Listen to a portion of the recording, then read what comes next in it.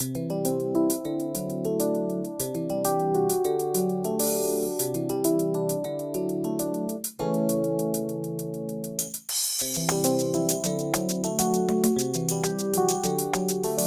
watching FISCalTv. Good afternoon and welcome to FISCalTv. Thank you for joining us. I'm Jim Caselli. On today's show, we have some FISCal Learning Center updates along with a new FLC commercial. SCO's Ted Lambert has some SARD division updates, and Mary Snovel will give us an overview of the FISCal GS Smart procurement-only solution. Let's get started with some new and updated training content that's recently been added to the FISCal Learning Center. Job aids and materials. FISCal 019 Review Billable Charges Interface Completions and Errors has been updated. FISCal 080 AR Reports within the FISCal system has been updated. FISCal 147 Bank Reconciliation, Manual Reconciliation has been updated.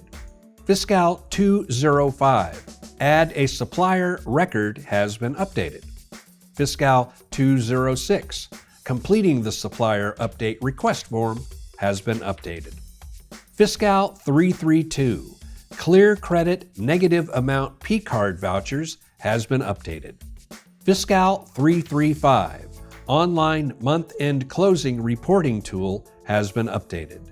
FISCal 338 OTP Verification Code has been updated. FISCal 386 How to Change Use Tax to Sales Tax in a Voucher has been updated. FISCal 389 Create a Standard Deposit Slip has been updated. FISCal 411 How to Use the Requisition CSV Upload has been updated. FISCal 412, Create a Federal AR Item has been updated. FISCal 506, CTS to CTS Fund Transfers has been updated. FISCal 530, Non-Warrant Voucher Inbound has been updated. FISCal 536, GS Smart End-to-End has been updated. And FISCal 538 Amount-Based Customer Contracts and FISCal 539 Prepaid Customer Contracts are new. Online classes. AM, adding a parent-child asset using Express Add and adding an asset using Basic Add have been updated. CA, amending the billing limit of a customer contract rate-based, closing a customer contract, and running contract amendment report have been updated. Find what you need in the FLC is new. GL, Budget Overview Inquiry, and creating a new journal entry have been updated. LD, Configuring a Task ID has been updated. And PC, Attaching a document to a project has been updated. Curriculum, FISCal and FLC Tips and Tricks has been updated. Videos, FISCalTv Episode 52, February 2024, FLC, SCO SARD updates, and interview with the Director of the Department of FISCal is new. FISCalTv Episode 53, March 2024, FLC, SCO SARD updates, and Dunning Letters demo is new. Link and login information. The FLC is limited to authorized users. Please log in using your FISCal credentials. You can access the FISCal Learning Center at the address on your screen. If you have any questions, please contact the FISCal Client Training section at FISCal Learning Center at fiscal.ca.gov. The FLC has a new commercial for us, and here it is. The FISCal Learning Center homepage is your ticket to an educational journey through the FISCal systems. Come with us as we explore the FLC homepage. The FLC homepage has 4 main sections: My Learning, Browse Training, View Calendar, and See What's New. Let's take a look at each section. On the My Learning page, you can review your completed training or see what is in progress. The My Learning section has 3 subsections: Learner Home, Review Transcript, and Playlists. The Learner Home page gives you an overview of your learning progress with subheadings for your subjects, your playlists, and Continue Learning, where you can continue with classes already started. The Transcript page gives you a detailed listing of the classes you have completed so far. The Playlist page gives you the opportunity to create your own customized learning playlist. In the Browse Training page, you can look for subjects by either the business process or by a keyword search. On the Learning Content by Business Process page, you have a variety of subjects to choose from. In the Browse Training Keyword Search page, you can search by topic, keyword, or by filters. On the View Calendar page, you can see upcoming events in a calendar format or in an event list format. On the Events Calendar page, you can view upcoming events. You can also view upcoming events by topic, like purchase order, accounts receivable, etc. On the What's New page, you can keep up to date with the latest, new, and updated training. The What's New page shows the new and updated content available in the FLC in reverse chronological order. Your journey through the FISCal systems starts with the FLC homepage. Come train with us today.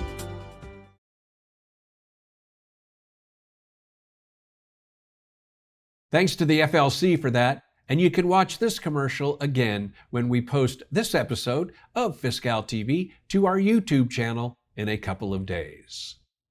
SCO's Ted Lambert is here with us, and he has some SARD updates. Here's Ted. Hi, Jim. First, we've sent out our annual year-end procedure memo to all state agencies. The memo has cutoff dates and guidance for departments to follow in order to close their accounting books by June 30th. FISCal and non-FISCal departments can follow the detailed information on how to handle claim schedules and FISCal vouchers, reverting appropriations, June expenditures, and more. In general, departments must send all required documents before close of business on June 14th. Also of note, clearing accounts for reverting appropriations must have a zero balance by June 14th. So beginning in May, our agency transaction team will contact departments to zero out these accounts. And as we've shared, we've worked hard to centralize the daily transaction workload, where we used to take 2 weeks to approve transactions that route through the SCO. We're now approving on the same or next day. We're confident this improvement will lead to a smoother, easier year-end close process for departments. Ted, thanks for that. Can you share with us some of the other upcoming deadlines? Yeah, accounting departments are currently working on GAAP workbooks for the 2022-23 fiscal year. Departments are currently using the workbooks for entries and documentation due to us on April 30th, followed by audit reports due on May 31st. We welcome any questions from departments on this process. Please reach out to us at sgr@sco.ca.gov. And on the reporting side, I understand you've got another annual report coming soon. We do. Our State Government Reporting Bureau has already published the pension report for 2023. Departments that issue audit reports that require a pension allocation rely on this report, including the CSU system. Our complimentary 2023 OPEB report should be released in the coming weeks, nearly 3 months ahead of last year's publication date. I again want to thank departments that have worked closely with us on these critical reports. Last but not least, the SEO's annual virtual open house is planned for May 6th through May 10th. We find this a useful forum for department accounting teams to review financial reporting errors and guidance on best practices. We're looking forward to seeing those who have registered. With that, I want to thank you for the opportunity to share what we're working on, and I'll turn it back to you, Jim. Ted, thanks again for being with us, and we look forward to seeing you again next month. Mary Snovel is with us. She has GS Smart information. Mary, welcome. It's always great to have you with us on FISCalTv. Hi, yes, thank you, Jim. Appreciate that. I am Mary Snovel from DGS FISCal, and I'm here today to give you a brief overview and answer any questions you have about the FISCal GS Smart procurement only solution. So I'm going to give a little presentation. Let's start with what is the GS Smart. Its official name is the Golden State Financial Marketplace. DGS Procurement Division is the administrators of this program, so departments work directly with them to secure financing to meet their acquisition needs. In this presentation, we will provide an overview of the process for creating new GS Smart transactions in FISCal. The key word there is new. All your existing GS Smart transactions will continue to go through the process they're in today outside of FISCal. So this is just for your new GS Smart transactions. We also have our job aid. This one is known as FISCal 536 GS Smart End-to-End, and that job aid provides step-by-step instructions to be followed by your department when you're financing an acquisition through GS Smart.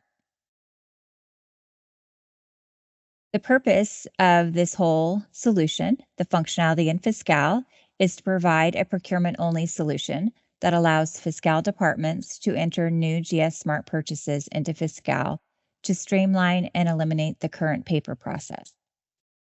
GS Smart payment is not part of this solution, but it does allow and follow a process that will not interrupt the current and future payment process to the lender. So what happens with the payment, that is done through the current process with your department and DGS Office of Fiscal Services. And that will continue for the time being. And later in the future, we will be solutioning for a payment in FISCal process as well. Departments will create a GS Smart contract to the lender for the entire loan period and for the full loan amount. Departments will also create two types of POs.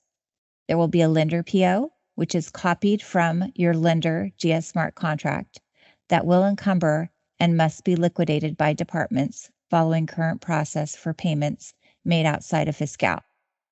That is usually a $0 voucher. So that is the process that you will follow for these to liquidate those POs. The second PO is your supplier PO. This one is manually created and manually marked as GS Smart. The GS Smart contract ID to the lender will also be manually added to the supplier PO once the contract is created. The supplier PO is customized so it does not encumber or allow voucher creation for goods and services lines, but it does encumber and allow payment by departments for a tax-only line. A key piece of this is that your supplier PO will come first, usually in your process. So with that, you will be creating your supplier PO and then going back into the system to create your lender PO once you have secured financing. And my understanding is that financing is usually secured within 3 to 5 days. So you shouldn't have any issues with doing that, creating your supplier PO, going back in and creating your lender CPO, and then marking it GS Smart and linking it with that lender contract ID. For the lender PO, departments will follow the current process of creating the $0 voucher to release the encumbrance of the lender PO once your cash transfer or payment has occurred. For the supplier PO, departments will create a voucher to pay the tax-only line to the supplier PO. This is a demonstration of the flow chart for your GS Smart process flow. The different swim lanes we have here are the GS Smart contract, your GS Smart supplier PO, your GS Smart lender PO, and then there's some miscellaneous things we'll talk about. The idea here is that, you have a GS Smart financing contract, so to your lender. But like I mentioned, you will have a supplier PO, and that one is usually needed in order to secure your financing. DGS will ask you for that. So you'll go ahead and go in and create your supplier PO. That'll be for your goods and services and tax, if there's tax applicable for that, because the departments are required to pay that tax. You will select the GS Smart flag. At this point, you can't enter the GS Smart contract, actually, because you will need to have your supplier PO, but you can select the GS Smart flag so that all of this stuff happens down the road. But you will enter your lines as usual for your goods and services, and you will enter a line for tax only, and you will mark it tax only. That's a custom feature that is part of the GS Smart supplier PO. The other custom feature is that there's a 2-series non-encumbering account that is automatically defaulted and grayed out for your goods and services line. So this means those lines will not encumber. You will use a 5-series account for your tax line, so it is encumbered. You will submit your PO for approval, dispatch, create receipts. If you do not have your lender contract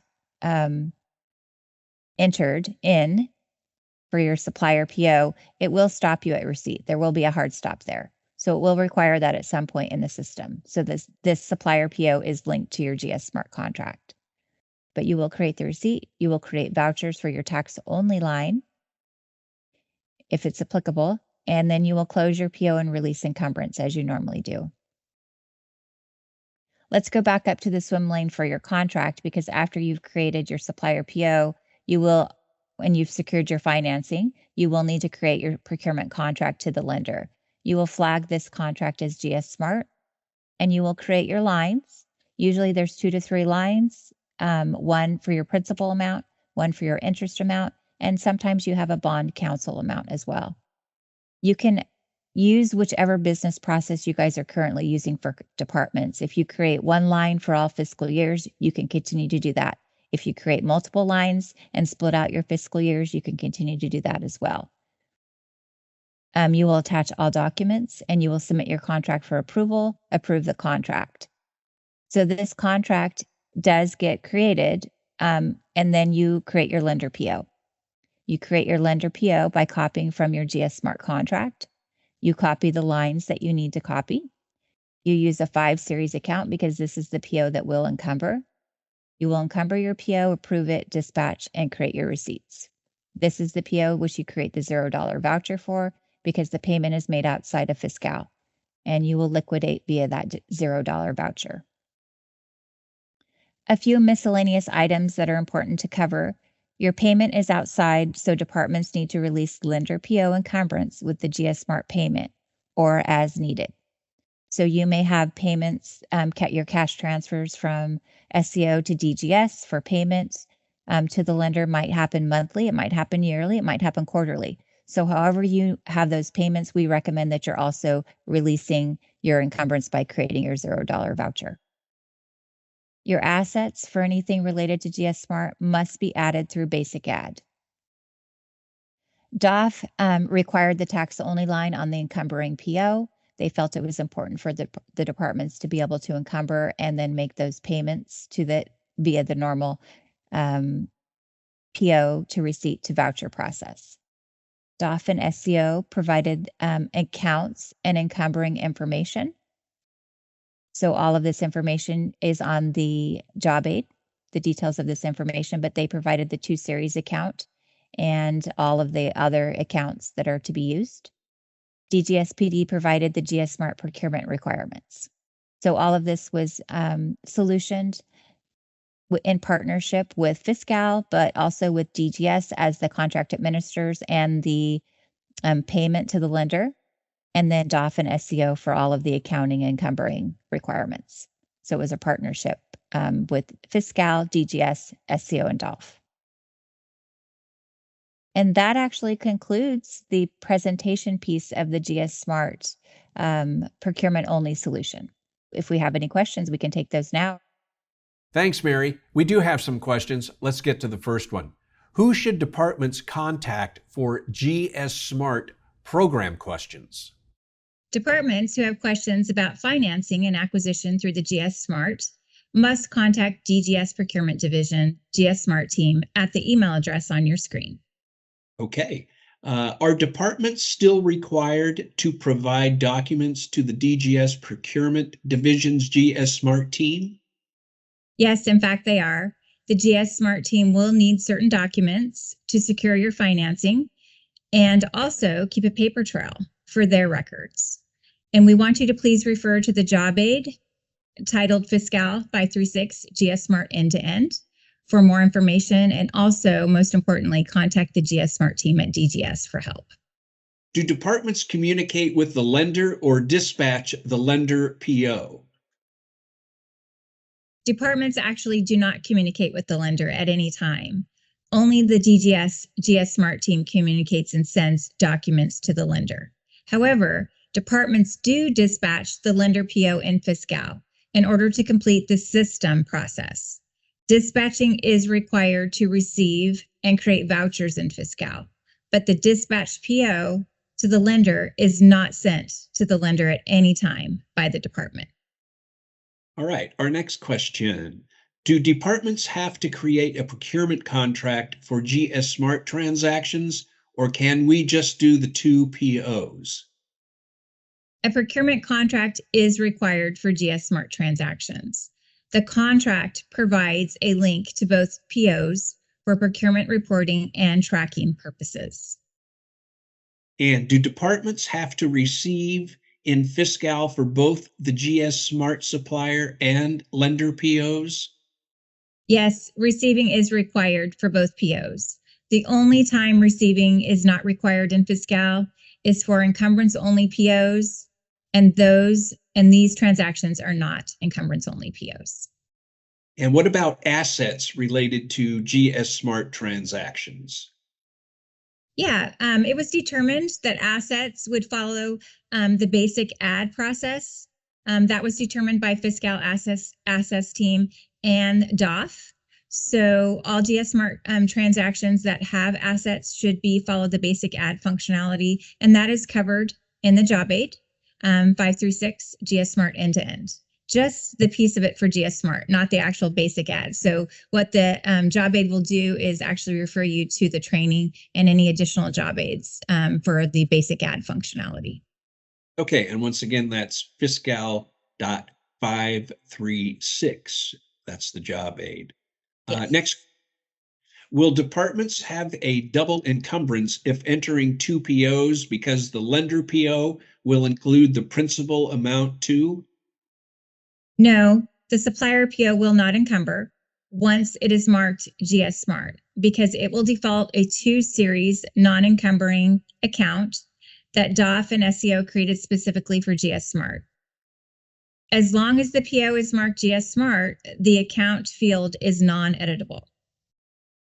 If your supplier PO also includes tax, it will be entered in the tax-only line as a lump sum amount that will be encumbered. And this is the only line that can be copied to the voucher for payment. And how will departments ensure encumbrances and expenses are in sync? The best thing is to ensure that your department has internal business processes for GS Smart transactions. For example, your AP team should communicate with your PO buyers once the supplier PO tax has been paid in order to close that PO. If there isn't a tax line, buyers should close the PO once it's received. For the lender PO, $0 vouchers should be created and processed once the transfer and payment has been made by SEO and DGS. Okay, Mary, we have one more question for you. What do departments do with GS Smart transactions created prior to the FISCal implementation in November 15th, 2023? Well, Jim, only new transactions are supposed to be entered into FISCal, so departments would continue to follow the process outside of FISCal for those transactions that were created prior to November 15th, 2023. Thanks, Mary. I'm sure our viewers appreciate all that info about GS Smart.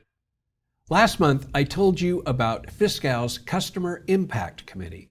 For those of you that don't know about the CIC, it's a committee that serves in support of FISCal and was created to act as the primary customer representative to the FISCal Steering Committee for all departments. The CIC provides a formal mechanism for departments and agencies to express their views and receive information from FISCal. It also provides departments the opportunity to work together and share their ideas so we can find efficiencies and solutions that help everyone. If you are not on the CIC email distribution list and would like to attend these meetings, send your request to the FISCal CMO at fiscal.cmo@fiscal.ca.gov.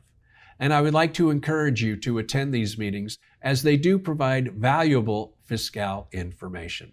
And speaking of valuable FISCal information, on our next episode in May, Kimberly Lim from the FISCal Learning Center will be with us to discuss all the resources available to FISCal end users, including the flipped classroom. If you're not familiar with that, the flipped classroom curriculum is a collection of assessments and pre-recorded lecture and demonstration videos to teach end users about a specific topic in FISCal. These curriculums can be completed by users in the FLC at any time and at their own pace. No need to wait for live instructor trainings. These curriculums also include optional supplemental content such as exercises, simulation, job aids, and infographics to further reinforce concepts learned. After completing a flipped classroom, users then have the option to attend a Q&A session to meet with SMEs to ask any questions they might have about the topics they learned. Don't miss this opportunity to learn more about the flipped classroom and all the resources available to help you navigate FISCal. Once again, that will be next month on our May episode. That's our show for today. I'd like to thank Ted Lambert and Mary Snovel for being with us, and as always, I'd like to thank you for watching. If you would like to see this or any of our FISCalTv episodes, you can find them on our YouTube channel. Don't forget to let your colleagues know about us, and from everyone here at FISCalTv, thanks for joining us, and we'll see you in May on our next edition of FISCalTv.